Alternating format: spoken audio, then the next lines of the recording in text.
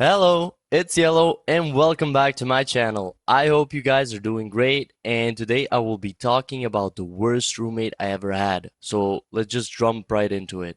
A few years ago, when I first moved in with my roommate, I genuinely thought it was going to be one of those fun teenage independence stories. Like the kind where you stay up late eating instant noodles, complaining about school together, and just become best friends by the end of the year. Instead, it turned into one of the most stressful months of my life. And the worst part is that at first he actually seemed normal. I met him through a mutual friend right before the school year started, and I needed a place fast because my parents had moved for work, but I wanted to stay in the city and finish school with my friends. And he had an extra room in this tiny apartment near downtown, and the rent was cheap enough that I could actually afford my half if I kept working weekends. The first time I met him, he seemed quite chill. Quiet, but not weird quiet. He was one of those people who always talked calmly no matter what was happening. His room was clean. He said he liked peaceful environments and hated drama. That should have been my first warning, because every person I've ever met who says they hate drama ends up being the human version of a fire alarm. The first week was honestly fine. We barely saw each other because our schedules were different. I'd wake up early for school and he mostly stayed in his room gaming all night. Sometimes I'd come home and hear him yelling into his headset at like 2 a.m., but I figured out that was normal.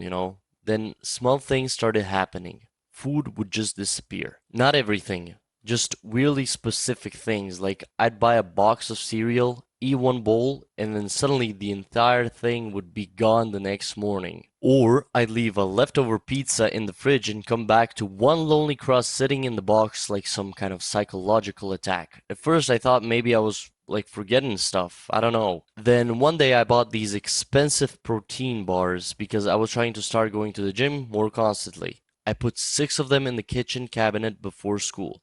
I came home and there were 2 left. Only 2. I remember just standing there and staring at the cabinet because I genuinely thought maybe someone broke into our apartment specifically to steal protein bars. So I texted him saying like, "Hey, bro, did you maybe eat them?" And this man responded with, "Lol, maybe." That was it. Like no apology, no offer to replace them, just lol maybe. And I told him not to touch my food anymore, and he reacted like I deeply offended him. He started acting cold after that, slamming doors, giving one-word responses, playing music loudly at night. But somehow things got even more weird. About 2 weeks after I moved in, I started noticing that stuff in my room had been moved around. Not stolen, just moved. Like my desk chair would be slightly turned, my closet door would be open when I knew I closed it. One time my hoodie was folded on my bed after I specifically remembered throwing it on the floor before school.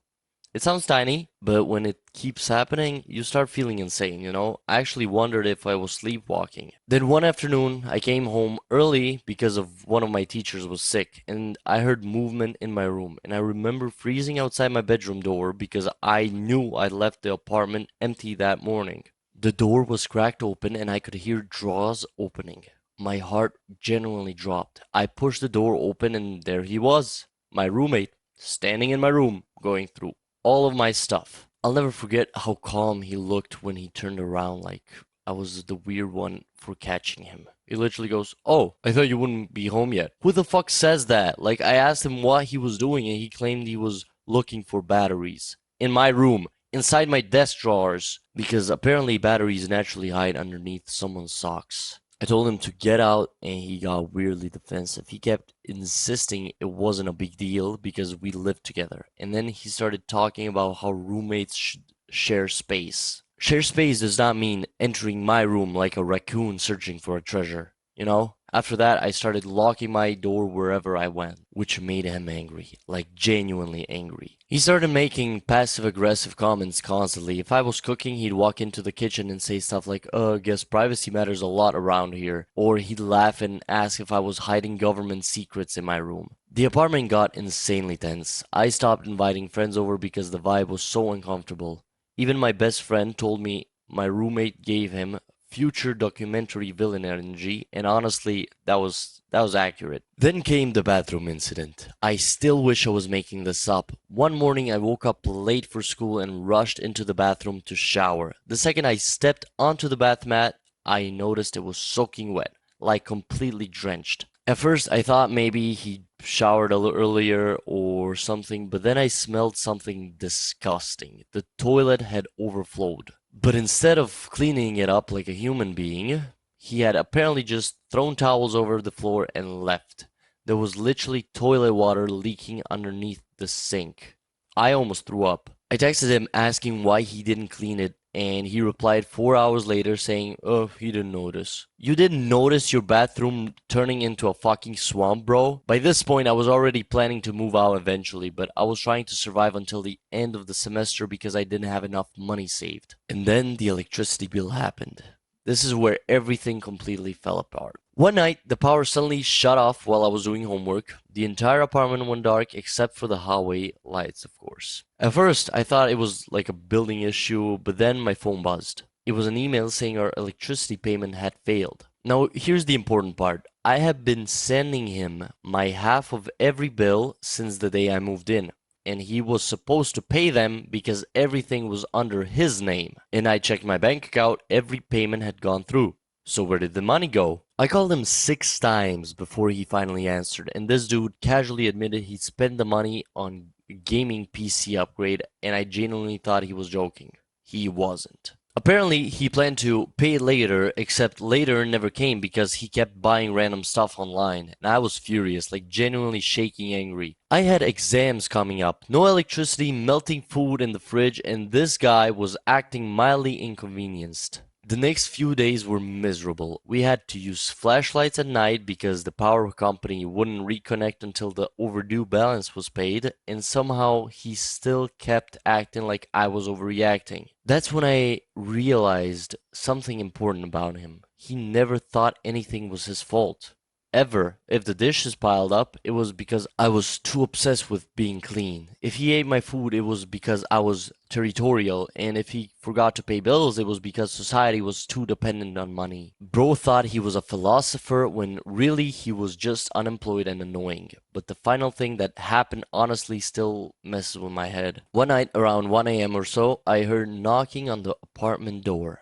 Not normal knocking either, like aggressive pounding. At first I ignored it because I thought maybe someone had the wrong apartment, I don't know. But then whoever it was started yelling my roommate's name. I walked out in the living room and saw him standing completely still near the kitchen looking terrified. And I asked who it was and he said like, "Don't answer, bro."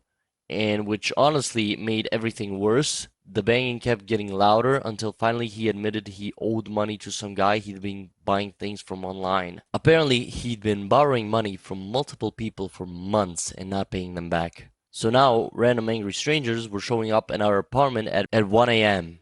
Amazing. The guy outside eventually left, but I barely slept that night. Every tiny sound made me panic. The next morning, I called my parents and told them everything.